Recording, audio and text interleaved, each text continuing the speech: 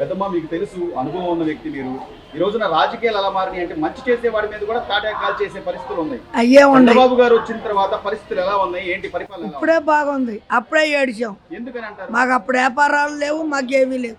మాకు దొంగల దోపిడిగానే ఉంది. మాకు ఇప్పుడు అయితేనే బాగుంది. ఇప్పుడు ప్రతి పిల్లలకు కూడా చదువు అందరికీ డబ్బులు వేసాడు. డబ్బులు వేసినా తాటాకులు కడుతున్నారు. అసలు వేయలేదు, మాకు పడలేదు అంటున్నారు.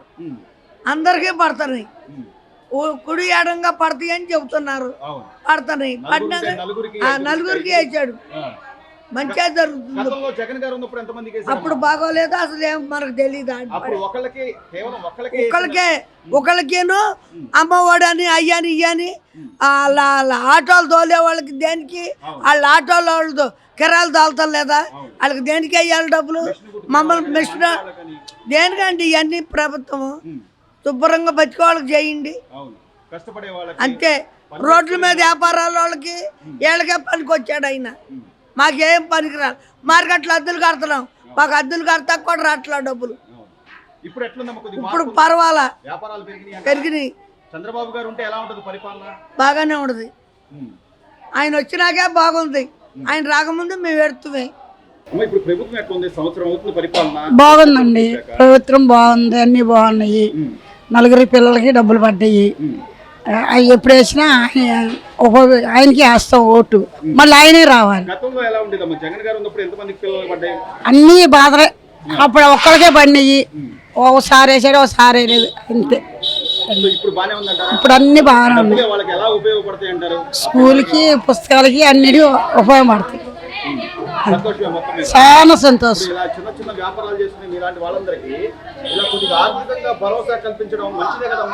మంచిదే. అవును అవును, ఆలోచే పింఛను కూడా 4000 వస్తుంది. నాకు పింఛను ఒకటి వస్తుంది, పర్వాలేదు, ఆయనే రావాలి మళ్ళీ. అవును అవును, ఇప్పుడు అన్ని బాగానే ఉంది. ముగ్గురు పిల్లలండి. 39,000. ఇద్దరు పిల్లలు 7th, ఒక అమ్మాయి ఏమో 4వ తరగతి. చిన్న చిన్న పనులు చేసుకునే వాళ్ళకి కొద్దిగా ఆర్థికంగా మీరు ఎదగాలి అని చెప్పి చంద్రబాబు నాయుడు గారు ఈ పథకం ఇవ్వడం మంచిదేనంటారా? మంచిదేనండి. మంచిదేనా? మంచిదే. జగన్ జగన్ గారు ఉన్నప్పుడు ఎంత మంది పడిందమ్మా? అంటే ఒక్కలకే వేసారు, 3 సంవత్సరాలు పడ్డాయి. 3 సంవత్సరాలు పడ్డాయి. ఒకలకే అప్పుడు పడింది. ఒకలకే. ఇప్పుడు ఈ నుండి 3 సంవత్సరాలు ముగ్గురికి పడతాయా? అవి 3 సంవత్సరాలు వేసాడు, ఈ 1 సంవత్సరం ముగ్గురికి వేసాడు. సో 1 సంవత్సరం ముగ్గురికి పడ్డాయి. ఓకే, పడ్డాయి. సంతోషమేనా? సంతోషమేనండి. అమ్మ మీరు ఏ పని చేస్తారు ఏంటి? తల్లికి వందనం డబ్బులు పడ్డాయా? పడినాయండి. పిల్లలు ఏం చదువుతున్నారు? ఒకడు 6th వెళ్తాడు, వీడు 2nd వెళ్తాడు. డబ్బులు పడ్డాయా? పడినాయండి. ఎంత పడ్డాయమ్మా? 26,000 పడినాయి. 26,000 పడ్డాయి. సంతోషమేనా?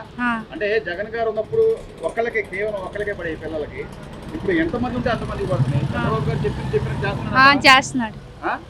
ఎలా ఉంది ఇప్పుడు ప్రభుత్వం? ఎలా ఉంది? బాగానే ఉందండి. ఎలా ఆ డబ్బులు ఎట్లా ఉపయోగపడతాయి అనుకుంటున్నావు? పిల్లలకు చదువుకు ఉపయోగపడతాయి. పుస్తకాలు అవన్నీ ఇస్తున్నారమ్మా? ఇస్తున్నారండి. ఏం చెప్తారు మీరు? సీఎం గారికి ఏమైనా చెప్పాలి అంటే చంద్రబాబు గారికి ఏం చెప్తారు? ఇస్తా అన్న మాట నెరవేర్చుకున్నాడు. జగన్ అంటే ఒక అబ్బాయికి వేసేవాళ్ళు, ఇప్పుడు 2 అబ్బాయిలకి వేస్తున్నారు. ఇప్పుడు ఇద్దరికి వేస్తున్నారు. మంచిదేగా. ఇప్పుడు ఎంతమంది పిల్లలు ఉంటే అంతమంది ఇప్పుడు అందరినీ చదివించాలి కానీ ఒకళ్ళని చదివించి ఇంకొకళ్ళని వదిలేస్తారమ్మా ఎవరైనా? అవును, ఇద్దరికి వేస్తేనేగా చదివిస్తారు. సో చంద్రబాబు గారు చెప్పినట్టు చేస్తున్నారు. బాగానే ఉందా పరిపాలన? బాగానే ఉంది.